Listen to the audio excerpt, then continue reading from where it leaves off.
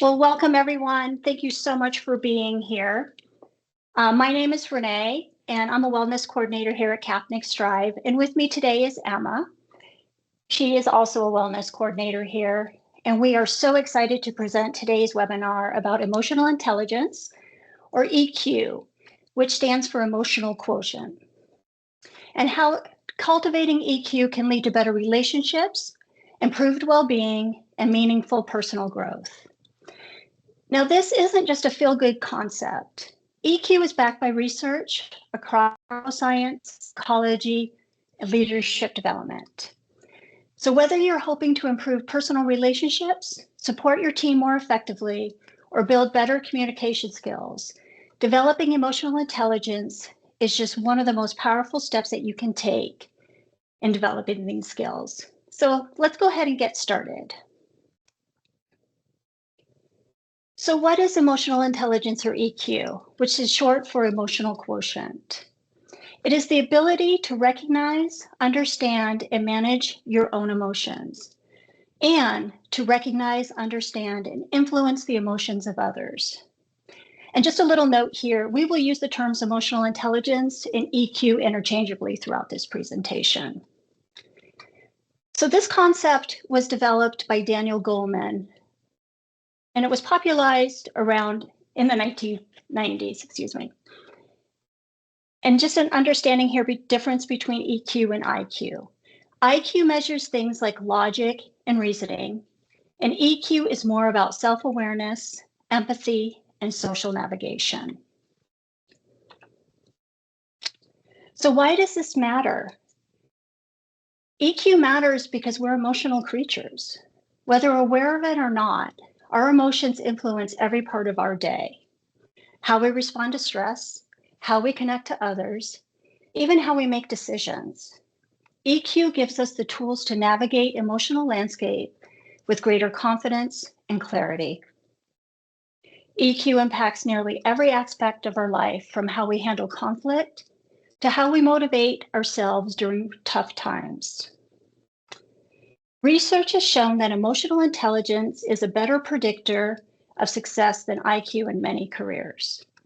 According to a meta-analysis published in the Journal of Organizational Behavior, EQ is significantly related to job performance, especially in roles that require emotional labor, like healthcare, education, leadership, or customer service. High EQ helps us stay calm under pressure, bounce back after setbacks, and maintain healthy relationships. It also plays a critical role in mental health, as it supports emotional regulation and resilience. The more we understand and manage emotions, both on our own and others, the more empowered and connected we feel.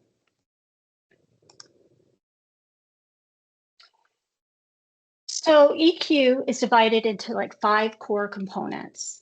Goleman identified these components as self-awareness, recognizing your own emotions and their effects. The second one is self-regulation, managing or redirecting disruptive emotions and impulses. The third one is motivation, being driven to achieve for reasons beyond just money or status. The fourth one is empathy, understanding and relating to the emotions of others. And the fifth one is social skills, building relationships, influencing others, and managing conflict effectively. We need to think of these 5 elements as muscles. You may be naturally stronger in some areas and weaker in others, but with intentional practice, you can build strength in each one. And over the next several slides, we'll explore each of these components more deeply. So the first one is self-awareness. Self-awareness is the foundation of all emotional intelligence. It's the ability to recognize your emotions in the moment, to know what you're feeling and why. People with high self-awareness tend to make better decisions, communicate more clearly and effectively, and have strong personal and professional boundaries. But here's the tricky part. We often think we're more self-aware than we actually are. Organizational psychologist Tasha Eurich found that while 95% of the people believe they're self-aware, only about 10 to 15% actually meet the criteria. But we can build self-awareness through mindfulness, journaling, or simply checking in with yourself regularly. Asking yourself questions like, what am I feeling right now? Or what triggered this reaction? Over time, these simple habits can help you stay connected to yourself and better navigate stress in relationships. And one little note I'd like to add here is when you are asking yourself these questions, be sure to do that without judgment. Because the only way we can learn is through non-judgment. So asking yourself, why am I feeling this? Or what am I feeling? And then answering yourself honestly. The second core component is self-regulation. And self-regulation is our ability to manage emotions in a constructive way. This doesn't mean suppressing your feelings. Instead, it's about recognizing the emotions and choosing how to express them. Doesn't mean we're not going to get mad, because we do get mad, but it's how we do that and how we express that. Are we expressing ourselves clearly, or are we screaming and yelling at somebody? So just like imagine you receive negative feedback at work. Self-regulation allows you to pause it and process the emotion and respond thoughtfully, instead of reacting defensively or shutting down. So we're thinking about this as I'm going to respond to this situation versus just react to this situation. And one simple way to strengthen this skill is by building a pause into your reactions. Even a 10-second breath can shift your nervous system from reactive to reflective. Research in the journal called Emotion shows that mindfulness practice significantly improve our ability to regulate emotions and reduce impulsivity. Self-regulation helps us to stay composed in tough conversations, de-escalate conflicts, and lead by example. So just think to yourself as each situation comes up, am I reacting or am I responding? The third component is motivation. And motivation within EQ is all about being driven from within, staying inspired and committed even when the path gets tough. High EQ individuals are often optimistic, goal-oriented, and resilient. They focus on long-term success and tend to bounce back quickly from setbacks. A helpful strategy here is to connect to your goals in a deeper sense of purpose. Instead of saying, I want to lose weight, try reframing it into something like, I want to feel strong and energized so I can enjoy my life fully. Harvard researchers Boyetis and McKee found that emotionally intelligent leaders tend to inspire those around them, not by pushing, but by resonating with shared values and meaning. And that kind of motivation is contagious. The next component, very important one, is empathy. And empathy is the ability to understand and share the feelings of another. It's essential for meaningful relationships, whether you're managing a team or supporting a friend. Empathy allows us to respond to people in a way that makes them feel seen and heard, not just fixed or dismissed. Neuroscientists have identified a mirror neuron system in our brains that activates when we observe others' emotions, helping us tune in and respond with care. So to practice empathy, try these 3 steps. 1, listen without interrupting. Can be difficult, especially when we know we have the answer. But 2, acknowledge the feeling that they are feeling, even if you don't agree with it. 3, ask what support looks like for them. So an additional little tip, if someone comes to you with a situation or a problem, you can ask the person, do you want me to just listen? Or are you asking for my opinions and feedback? I found this to be super effective with clients. And you let them decide what they need from you in that moment. Many times people aren't looking for you to fix their problem. They just want to be heard. And this can be effective listening, can be very powerful and meaningful, not just for your colleagues, but for your children, your spouse, your friends, and family. Because empathy builds trust, reduces conflict, and increases emotional safety in any relationship. The fifth one is social skills. Social skills are how all the other components of EQ show up in your relationships. It's about expressing yourself clearly, managing conflict respectfully, and building connections that are collaborative, not competitive. Strong social skills helps us communicate our needs, set boundaries, and work through disagreements without escalation. They also help in leadership. People are more likely to follow someone who listens, adapts, and genuinely cares. Talent Smart research shows that 90% of top performers score high in emotional intelligence, and much of that comes down to how they handle people. If you want to level up here, start practice active listening, giving feedback with kindness, and expressing appreciation regularly. So for the rest of this presentation, Emma's going to take over. Go ahead, Emma. All right. Thank you, Renee, for walking through those 5 components. So you don't need to be a therapist or a leader to use emotional intelligence, right? It shows up in those everyday moments, like how you respond, maybe if your partner is short with you after a long day. Do you snap back and ask what's going on? Or maybe when a coworker takes credit for your idea, do you go silent? Do you explode? Do you address it calmly? So every day gives us those small opportunities to practice emotional intelligence. And the key is awareness. So noticing your internal state, asking what's needed, and choosing your next step with intention. Now, emotional intelligence isn't about being perfect. It's about responding with integrity and learning from your missteps. So let's talk about emotional intelligence in relationships, arguably where it matters most. So whether you're a partner, a parent, a friend, a coworker, emotional intelligence plays a key role in how we connect with people and how we communicate. Emotionally intelligent people are often better at handling conflict, expressing their needs without blame, and truly listening to others. They're also more likely to apologize when they're wrong and repair ruptures in relationships.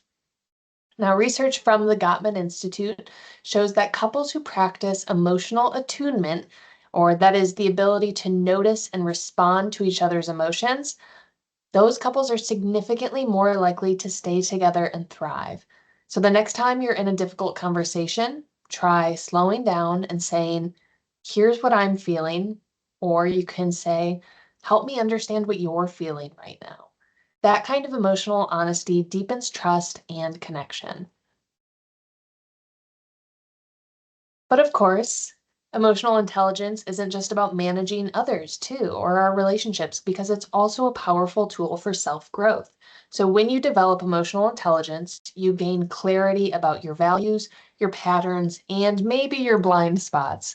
You start recognizing emotional habits that may have gone unchecked for years, like avoidance, people-pleasing, defensiveness, or perfectionism. But instead of judging yourself, you begin approaching these patterns with curiosity and compassion. So, the American Psychological Association highlights emotional regulation and resilience as critical skills for managing stress and adversity. And those are both built through EQ. Now, it takes a lot of courage to face yourself honestly, but each step in emotional growth brings more peace, more confidence, and authenticity. So, in a sense, building emotional intelligence is like tuning a finely crafted instrument. You become more in tune with yourself and with the world around you. But here's the best part. Emotional intelligence isn't something that you either have or you don't have. It's a set of skills, and we know that skills can be learned. So just like going to the gym strengthens your muscles, practicing emotional intelligence builds emotional awareness, it builds regulation and empathy. So you might start by noticing your emotional reactions throughout the day, or maybe pausing to ask, is this the most helpful response? And again, it's not about perfection. It's about that progress and intentional growth. And growth happens in small, repeatable ways. So the more that you reflect, regulate, and reach out with empathy, the more emotionally intelligent you become. And as Goleman reminds us, the most effective people are those who continue to work on themselves. Emotional intelligence and its development, it's a lifelong journey, but every bit of effort pays off. So let's take a look at some practical ways that you can boost your emotional intelligence starting today. Nothing to buy, no special, special concoction or special combination of things, just some simple things, some simple strategies that we can start doing today. So firstly, daily emotional check-ins. This is as simple as just asking yourself, maybe beginning of the day, end of the day, throughout the day, whenever it feels right, what am I feeling right now? What caused me to feel this way? Something else we can do is journaling, writing about our reactions. This can help us uncover patterns and maybe guide change where we need it. Once we start writing about ourselves, we want to be sure that we're doing this without judging ourselves, right? Because we're learning a new skill. Next are mindfulness and breathing techniques. These build awareness and help calm our nervous system. Next is empathy building. So practice perspective taking. So let's say you're maybe experiencing conflict with someone or you're not understanding where someone is coming from. It can be helpful to ask, how might this feel from their side? It's, the age-old saying, but put yourself in their shoes. Next is seeking feedback. This can be a little scary, but you can ask trusted people, friends, family, coworkers, whatever. Ask those people how you show up emotionally and be open to growth based on their feedback. There are also tons of helpful tools like the Yale Center for Emotional Intelligence. They have a mood meter app. This can help you label and track emotions. And the key to all of these strategies is consistency. So just like building a muscle, small, regular exercises strengthen your emotional fitness. All right. But of course, let's be honest, strengthening emotional intelligence isn't always comfortable. We all have blind spots. We all have things that might set us off, and maybe emotional habits that get in the way. Maybe you shut down during conflict, or maybe you over apologize or feel overwhelmed by criticism. These aren't signs of failure, they're invitations to grow. So, the goal of emotional intelligence work isn't to become emotionless or perfect, it's to become more aware and aligned. That means being able to say, I overreacted, let me try again. Or maybe say, I notice I'm feeling defensive. What's going on under the surface? Why am I feeling defensive? Right? Over time, this honesty builds strength. You become more resilient, more grounded, and better able to navigate life's messy and beautiful complexity.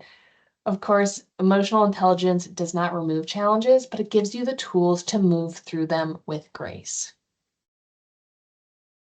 Now we're going to start to wrap up with 5 key takeaways that you can start applying right away. Firstly, name your emotions. So labeling your feelings can help build awareness and clarity. Next, pause before reacting. Pause before reacting. So even taking a deep breath can shift your response. Practicing empathy. So again, asking what might they be feeling instead of assuming. Stay curious. This is being open to feedback and learning, even when it's hard, even when it maybe might not make us feel great. Reflect often. So ask yourself, what worked well in that interaction, and maybe what could I do differently next time? Emotional intelligence isn't something you check off a list. It's a daily practice, but these small shifts can have a big impact on how you feel, how you relate to others, and how you lead your life. So as we start to close, and we'll cover some resources in the next slide, but before we do that, I want to emphasize again, emotional intelligence isn't about being nice all the time or suppressing your emotions. It's about understanding yourself, responding with intention, and connecting in a way that honors your values and the humanity of others. We all know that we live in a world that moves really fast, but slowing down to tune in emotionally can really help. So emotional intelligence allows us to grow deeper, not just faster. So we invite you to reflect, what is one small emotional intelligence practice you want to try this week? Maybe it's the 10-second pause. Maybe it's asking a colleague how they're really doing. So I invite you to ask any questions that you may have using the Q&A feature or put it in the chat. If you do have any questions, we'll cover them before we totally finish this webinar. And again, as we wrap up our time together, I want to leave you with a few powerful resources to continue your journey in developing emotional intelligence. So these aren't just educational, they're insightful, they're accessible, and in many cases, emotionally moving. So first, I want to talk about the Heavyweight Podcast by Jonathan Goldstein. If you're someone who learns through storytelling, and enjoys laughing and reflecting, this podcast is a gem. So each episode explores real people revisiting emotional moments from their past, often unresolved conflicts or life-shaping experiences. So what's powerful here is that you're watching emotional intelligence in action. People processing emotion, seeking closure, practicing empathy, making meaning. This podcast is kind of like emotional intelligence in the wild. So next is the classic that started it all, Emotional Intelligence, Why It Can Matter More Than IQ by Daniel Goleman. So this book is foundational to emotional intelligence. And in it, Goleman outlines the 5 pillars we discussed earlier: self-awareness, self-regulation, motivation, empathy, and social skills. And he explains how they influence our lives more than cognitive intelligence alone. He also explores how EQ affects performance in school, work, relationships, leadership. It's research-based, it's a deep dive, and it's a must-read if you want a fuller grasp of the science behind emotional intelligence. And then lastly, we highly recommend Atlas of the Heart by Brene Brown. In it, she maps out 87 different emotions and experiences to provide language to describe what we're feeling and why it matters. So her work is deeply rooted in both academic research and personal growth, and she presents it in a really visually rich, thoughtful, and often vulnerable way. So together, these 3 resources kind of offer a blend of story, science, and self-reflection. So reading, listening, something for everyone. And remember, emotional intelligence, again, isn't something we master once. It's something we practice daily. These are the resources, or just some of the resources that can help you keep that momentum going. So thank you very much for joining us today. We do hope to see you for our next Kapnick Strive webinar on August 27th from noon to 12:30 Eastern Time, where we'll be discussing resilience and how we can thrive through the peaks and valleys of life. So you can visit the Strive library to register or scan the QR code up on the screen. Again, thank you very much for joining our webinar today. Renee and I will stick around for just a few minutes to answer any questions that you might have, and we will see you next month. Thank you.